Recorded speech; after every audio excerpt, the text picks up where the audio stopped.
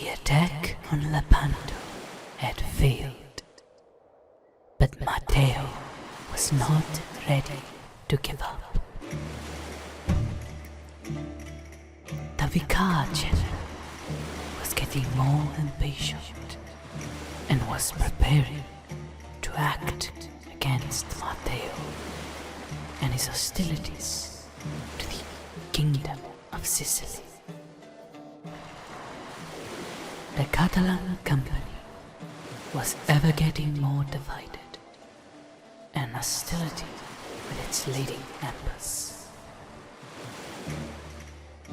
The Castellan of Neopatras, Pere de Pau, largely avoided any conflict and focused on his northern borders, where a messenger from the Byzantine Empire had arrived. The Tsardom of Serbia was pushing south into conquest of all of Greece, and the Byzantines asked for assistance in defending Thessaly from a large invading army. Fearing to be the next target of the Serbians, Pere de Pau accepted to aid them and quickly marched towards Thessaly.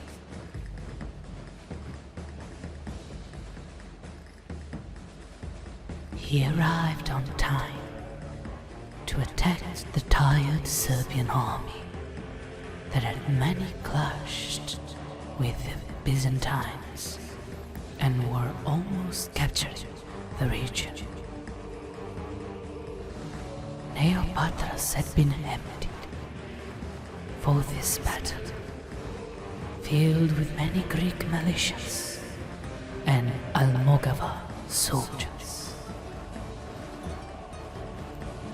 Byzantine light cavalry joined the Catalan host from the walls of Thessaly, where the emperor himself was holding out.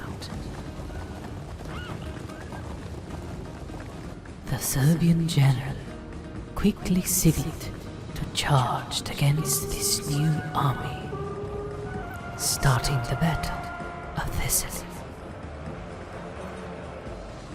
The charge was devastating to the Greek militias that made the first line. The Almogavars that consisted the second line quickly came in support.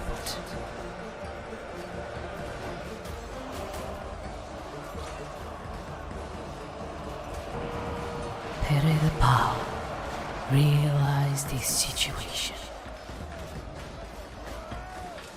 Both his flanks were being attacked, but his Vlach defenders were ready and began to drive the attackers off.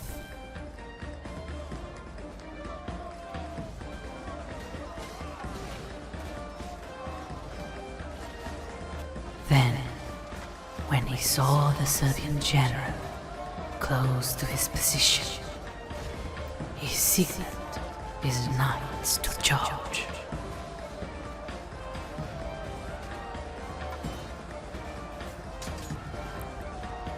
Although that Catalan army was not a powerful one, the Serbian forces were tired and depleted by their many battles against the Byzantines. They did not expect the attack from Neopatras, and so they began to retreat, leading to many losses.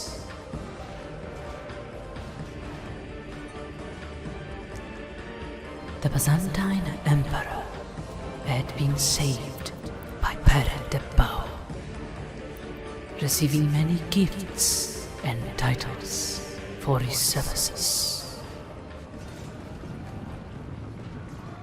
In the next campaign season, Lord Matteo was part of a large company sent by the Vicar General to depose Pere de Pau as Castellan of Neopatras.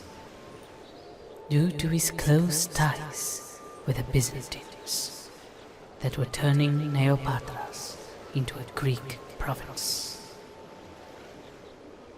Lord Matteo, however, betrayed the Vicar General and sent a secret letter to Pere de Pau to form an alliance in return of military assistance against Lepanto.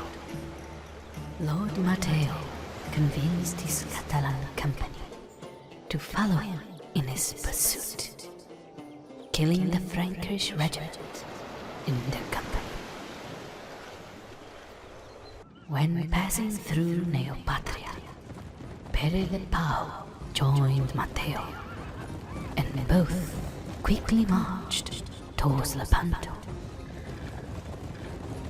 Robert d'Anjou was just arriving with his army after taking down several Serbian raiders from the north when he was attacked by the Catalans. He quickly put his men in formation and ready to clash against the combined forces of Matteo and Pere.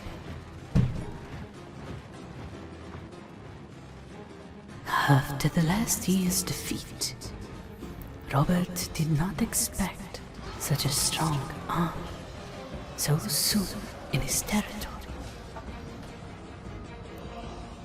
Slowly the lines clashed with each other. Swords, spears, and halberds tear many a flesh.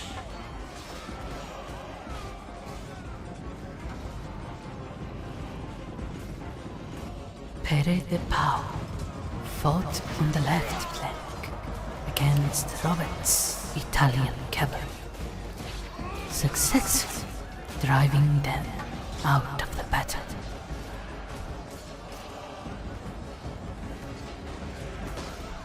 Hours passed, and the battle still raged on. Robert desperately tried to hold out this line against the Catalan line. Such as the Battle of Thessaly a year ago, the Catalans' opponent were tired from the previous engagements and had low morale to overcome their foe. Seeing that his presence alone could save the battle, Robert personally led his bodyguard retinue into the front lines. Lord Matteo did the same, and both engaged in dreadful combat.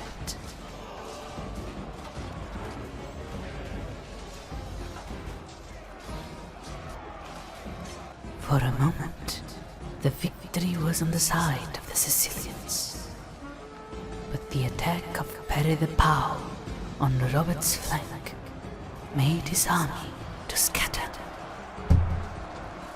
He tried to rally his men, but soon he fell, down by the hand of Lord Matteo. The Battle of Lepanto was over, and Lord Matteo claimed his prize as the new Castellan of Lepanto, in the name of the kings of Sicily. The aftermath of this battle left the Catalan company irreparably divided. Upon learning of the occurred, the Vicar General declared war against Matteo. Although some of his soldiers returned to him, the majority remained in Lepanto, leaving him unable to attack Lord Matteo. Pere the Pau returned to his neutral position in Neopatras, serving the Byzantine emperors against the Serbians. Roger de Lurie began to consolidate his domains in the Peloponnese, with Marcia Maela controlling the Archbishop of Patras under the Lord of Corinth, while Lord Matteo used his strategic position to continue his attack on the Sicilian holdings in Greece, to aid in the war for his overlords of Trinacria, although all pledged service to the kings of Sicily. Each duchy and principality controlled by the Catalan Company did their own thing. Will the many lords of the Catalan Company unite under one banner, or will they be torn asunder through their own greed and jealousy? What is this? Something isn't right in the other realm.